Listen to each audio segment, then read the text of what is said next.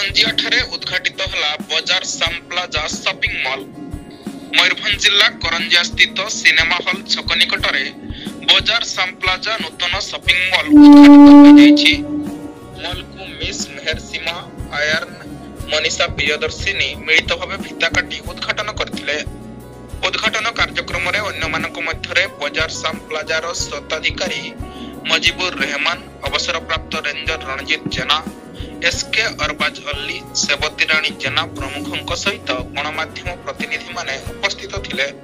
Mall रे समस्त वर्गर लोकंकु सुहाइला बड़ी खेलना ठारू नहीं छुआ युवकों निमंते पोशाक साड़ी इत्यादि सुलभ मूल्य रे उपलब्ध थिबा बेले प्रत्येक सामग्री उपरे 20 रु 50% पर्यंत रिहाती रहिथिबा बजार साम प्लाजार स्वत्वाधिकारी अरबाज अल्ली सूचना देखो आम दुकान ओपनिंग रे आपण मानकु हमे बेस्ट टू बेस्ट क्वालिटी और बेस्ट टू बेस्ट मैं जिंस प्रोवाइड करू आपनकर आमे बेस्ट क्वालिटी सहित आमे सब को ले के आमे चालू छु जेमति आपनकर एना जति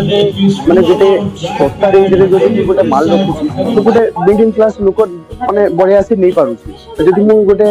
माने ब्रांडेड आइटम भी जति रखु छि गोटे आइडेंटिटी लोक नहीं पारु छु से अनुसार आमे सब को ले के चालू जति आमे मीडियम रेंज सब रेंज आमे प्रोवाइड करू छु से जुगुरु आपनकर माने जेमति कि आपनकर हमर ओपनिंग रे जेते आपनको सब लोक को हमें नै कि चालू छी जेते हम ऑफिशियली हला जेते आपन मार्केट रो लोक हला से अनुसार आपन मन को आशीर्वाद रे हमें आपको बढ़िमो आपको आपन माने सपोर्ट करंतो हमको।